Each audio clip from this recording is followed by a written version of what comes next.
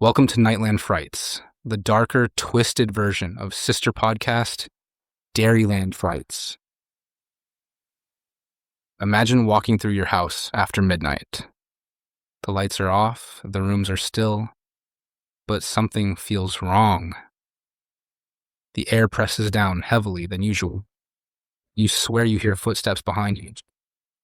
But when you turn, no one's there. That's the way it begins. A flicker of movement in the corner of your eye. A shadow where there shouldn't be one. The kind of things you tell yourself are tricks of the mind. Until they aren't. Tonight, on Nightland Frights, the darker, twisted shadow of Dairyland Frights. We're stepping into homes that don't want to be empty. Homes where the dead don't sleep. And homes that may already be watching you. 10 ways to tell if your house is haunted. Paranormal investigator Brandon Kramer from Appleton, Wisconsin, has built a following on TikTok sharing ghost stories and evidence from his ghost hunting experiences, and his latest video will help you determine if you have ghosts. So you think your house might be haunted? Well, here are some signs that you might be right, Brandon says. But if you get 5 or more, I may have some bad news for you. 1. Uneasy feelings in your home. Do you feel like someone is watching you or just get generally creepy vibes around your house? This is often one of the first things you notice in a haunted place, even if it's only on a subconscious level to begin with, and it may indicate the presence of something in the home that you can't see. In the case of the Tallman haunting in Horicon, Alan Tallman described a growing sense of unease in the garage. He felt like something was watching and waiting for him there, Cult of Weird writes. When he closed the door, he said he felt like he was shutting himself in a tomb. 2. Unexplained odors. Have you noticed strange smells that shouldn't be there, often in a particular spot in your home, or at a certain time? Maybe even regularly? Do you suddenly catch the scent of something familiar that invokes a childhood memory, like grandma's perfume or coffee? 3. Weird noises. Do you hear unexplained sounds or voices in your home? Does it seem like something is trying to get your attention? The sounds may happen at the same time every day, or seem to be a response to something else happening around you. 4. Flashes of light. If you keep seeing a bright flash of light in your home in the same place and time, that may be a sign of a haunting. 5. Cold spots. Sure, your house may have drafts, or the heat might not work as well in one room, but do you experience unexplained cold spots in your home? Paranormal investigators say ghosts require energy to manifest, so they will often draw heat from the air. While filming the Amityville Horror in Wisconsin, the cast and crew described feeling an otherworldly presence in the 140-plus-year-old house that was accompanied by cold spots and sudden chills. 6. Electric glitches. Do your lights, TVs, appliances, or other electronic devices frequently turn on and off on their own? Maybe batteries won't stay charged in a certain room, but they work just fine in others. This can be a sign of otherworldly energy at work in your home. 7. Seeing things. Do you have visions, see shadows or movement from the corner of your eye, but when you look over, it's gone? 8. Missing or moved objects. Do things go missing in your home, only to turn up later in the most unlikely of places with no explanation of how they got there? Sure, maybe you somehow put it there and forgot, but maybe you didn't. 9. Strange dreams. Are you experiencing bizarre dreams you've never had before? Maybe meeting a new, unfamiliar person in your dreams. These are called dream visitations, and it may not actually be a dream. 10. Being touched. Do you experience the sensation of someone touching you, but there's no one there? If you replied yes to 5 or more of these, Brandon says, I expect you to ask me some questions. Follow Brandon on TikTok at Real Ghost Hunter 1 and Wisconsin Frights at Wisconsin Frights. The Octagon House, a real-life haunted house. The Octagon House, considered to be one of the most haunted places in Fond du Lac, is located in the historic district at 276 Linden Street. It was built in 1856 by Isaac Brown, the first mayor of Fond du Lac, on the site of an established settlement and trading post. At the time, it stood alone on the edge of marshland, with nothing but wild territory beyond. The octagonal home includes 4 rooms on the first floor and 7 rooms on the second, built around a central staircase. But the house is also filled with secrets, 9 of them to be exact, such as the false fireplace in the parlor that conceals a small wooden stairway. According to the Wisconsin Historical Society property record, it leads to a basement tunnel and then to the river. A small storage room is concealed beneath the porch. A crawl space hides behind panels of fake drawers in an upstairs bedroom that leads into a secret room. There, a message scratched into the wall dated 1888 seems to give directions to the next safe house along the path of the Underground Railroad. Some believe Brown built these features to aid in the escape of runaway slaves on their journey north to freedom in Ontario. Others contend that the Underground Railroad didn't extend as far north as Fond du Lac, that slaves came to Wisconsin through places like the Milton House about 90 miles south, and then quickly departed from Racine, Kenosha, or Milwaukee. Another rumor is that Brown built the house as a fort in which he could hide in the event of an attack by the Native Americans, dwelling in the untamed lands on the other side of the river. During the Prohibition era, when the U.S. government banned the production and sale of alcohol across the country, bootlegging was widespread in Fond du Lac. The city's reputation earned it the nickname Little Chicago in reference to its enterprising neighbor to the south, where gangsters like Bugs Moran and Al Capone ran massive operations in the trade of illicit booze. Some academics believe the secret spaces within the Octagon House were built during that time for the clandestine storage and transportation of liquor. The real reason for the secret rooms and tunnels may never be known for sure. When Isaac's son Edwin married the daughter of the influential Peer family, Isaac gave the house to the happy couple as a wedding gift. Edwin and his wife Ruth raised 3 children, Louis, Edward, and Hattie, there. When the Civil War broke out in 1861, Edwin joined his friend Edward Bragg on the battlefield fighting for the Union. Edwin would not make it back home to his young wife and children.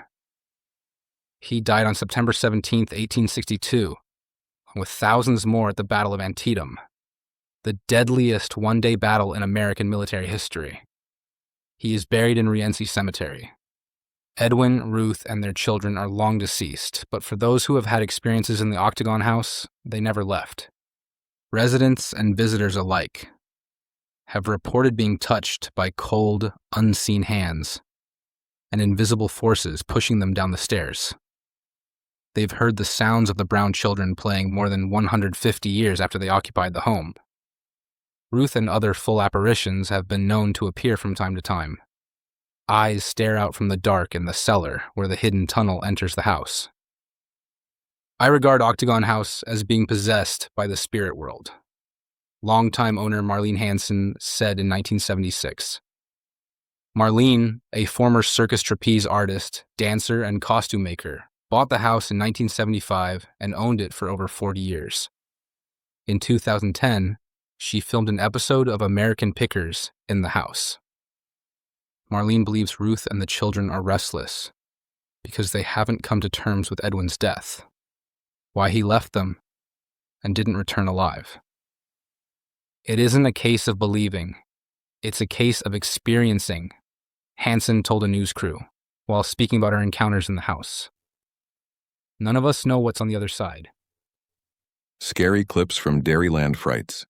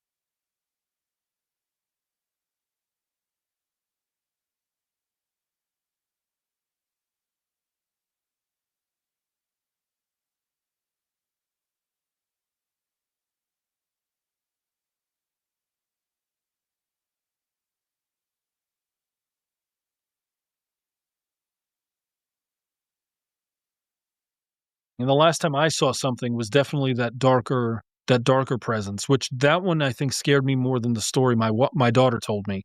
That one's the most recent one I had definitely scared me, for sure. I would say that we tend to experience things in the colder months between, let's say, November and February. So, there's something I didn't tell you, and that's that we found a small graveyard about 75 feet off the side of the house. So one day I was, I don't even remember what I was looking for, but I managed to find just a Google Maps image of our house, of our property. And I noticed that there was a cemetery marker in the field next to our house. Now that field is not on our property, at least it isn't right now. And I was looking at it, and I was like, there's no headstones out there. There's no grave markers out there. It's just a flat field that cows roam on and they graze, and that's it.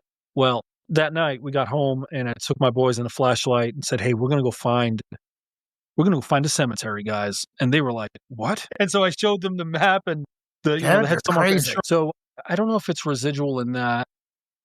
There's never been a real consistent time where we've experienced stuff. So there have been times where my son will walk out of a room and he'll like flinch, like, whoa, like something's there. And he said, "Dad, I saw this little boy out of the corner of my eye. He was standing in the corner and then he's gone." Right. And so I think we sort of chalk it up to, I don't know if they're trying to communicate something, but we think there are possibly two types of spirit in the house. One that's this little boy, we call him Henry. He's sort of playful, almost startles us, but doesn't scare us. It's almost like, dude, what are you doing? Like, if you're going to hang out, don't hang out in a corner and scare us. Right. But then there's this other thing, and the other thing is more brooding. It's a little darker. It's the thing that we think was banging on my daughter's door. There have been times where I'll be washing dishes in the kitchen, and I'll feel a shadow come over me from behind, and that one scares us. My wife has heard something whisper in her ear, like her name in her ear at night.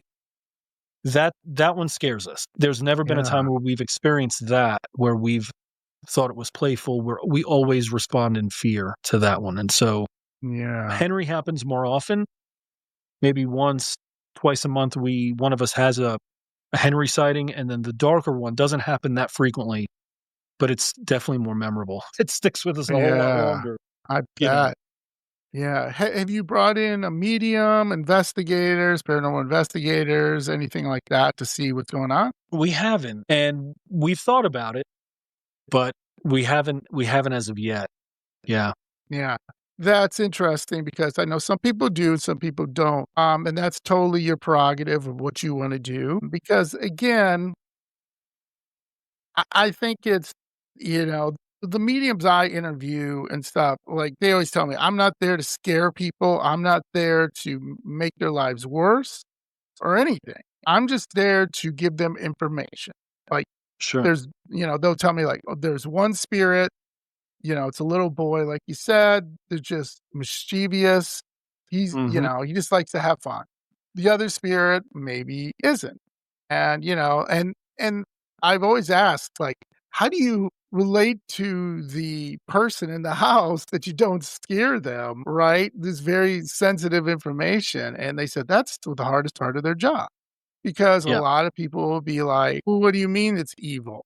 What do you mean, And most of the time they're like, you don't bother it, it won't bother you. Or, sure. And if it does get to a certain extent where, unfortunately, harm is coming to your family, then, they find the right people to come in there. And that's not easy either. Because everyone sees the movies. And like an exorcism, like they just come walking in there. Yeah, it's their exorcism. No, you got to go through a long process and like have this approval and that's why most of the times if you heard your own story in tonight's list, the cold spots, the whispers, the shadows, that does the trick. Don't be too quick to dismiss them. Most hauntings don't announce themselves all at once, and they feed on the moments you try to convince yourself it was nothing. So tonight, when you turn out the lights, because if you've ever wondered whether you're truly alone, you probably aren't. This has been Nightland Frights. Sleep if you can. Here's some people to help. But at the end of the day, you have to decide whether you're going to stay, right? and Yeah, determine for sure. what you're gonna And say. and I think for us that's been the thing is that it happens so infrequently, and it always Yeah, catches us by surprise. It's never a thing where right. we're expecting it, right? And so it's almost like, all right, well, so like my boys will see Henry, in a corner as they're turning into a room, and it's like, Dad, what do we do? And it's like, nothing. Yeah, I don't think you can do anything, but like, just you know, don't don't be super afraid. I mean, I know it's startling, but don't give it yeah, don't give it energy, that kind of thing. And you know, so it's been a few months. I want to say yeah. Okay, good. maybe 4 or 5 months since we've seen anything. And the last time I saw something was definitely that darker presence, which that one I think scared me more than the story my daughter told me. That Mhm. one's the most recent one I had definitely scared me for sure.